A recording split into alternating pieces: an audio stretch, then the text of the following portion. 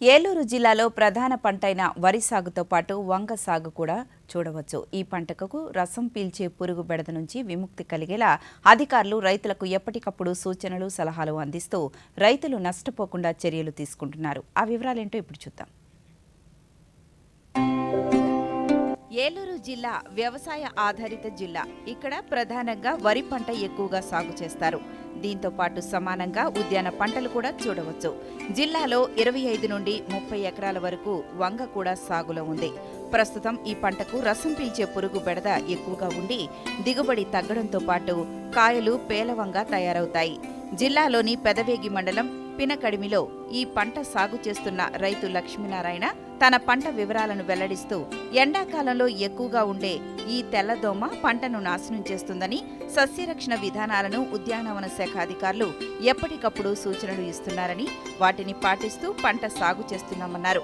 దీని నివారణకు ప్రధానంగా ఎల్లో ట్రాప్ షీట్స్తో పాటు గట్ల మీద బంతిపూల మొక్కలను పెంచుతున్నట్లు తెలిపారు. ఈ పురుగు దాడి వల్ల పంట నష్టపోవాల్సి వస్తుందని తెలిపారు. మాకు ఈ తెల్లదోమ సీజనల్గా అటాక్ కాదండి, 365 రోజులు అటాక్ చేస్తూనే ఉంటుంది.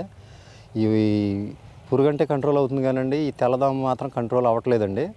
ఎన్ని మందులు కొట్టినా ప్రభుత్వం వారు అగ్రికల్చర్ వారి ద్వారా సలహాలు, సూచనలు ఇస్తున్నారు. ఆ సూచనలను తీసుకుని మేము వాటికి సకాలంలో సస్యరక్షణ చర్యలు చేసుకుంటూ ఇట్లా వ్యవసాయాన్ని ముందుకు తీసుకెళ్తున్నామండి. జిల్లా ఉద్యానవన శాఖ అధికారి షాజా నాయక్ పంట వివరాలను తెలుపుతూ ప్రధానంగా ఎండాకాలంలో ఈ తెల్లదోమ ఉధృతి విస్తృతంగా ఉంటుందని, ఈ సమయంలో రైతులు సస్యరక్షణ విధానాలపై దృష్టి పెట్టి పంట సాగు చేయాలన్నారు. పంట చివరి దశలో ఈ పురుగు బెడద ఎక్కువగా ఉంటుందని, రైతులను ఎప్పటికప్పుడు అప్రమత్తం చేస్తూ నష్టపోకుండా చర్యలు తీసుకుంటున్నామని వివరించారు. ఈ పురుగు ఉధృతిగానే తగ్గకపోతే అప్పుడు మనము కెమికల్ పెస్టిసైడ్స్కు మాత్రమే వెళ్ళాలి. ముఖ్యంగా కాయదొలిచే పురుగుకు వచ్చేసి మనము ప్రొఫెనోఫాస్ 1 మిల్లీలీటర్లు 1 లీటర్ కలిపి ఎకరాకు 200 లీటర్లో 10 రోజుల వ్యవధిలో పిచికారి చేస్తే దీని యొక్క ఉధృతిని మనం తగ్గించవచ్చు. పురుగు కూడా ఉధృతి కాస్త ఇప్పుడైతే కంట్రోల్లోనే ఉంది.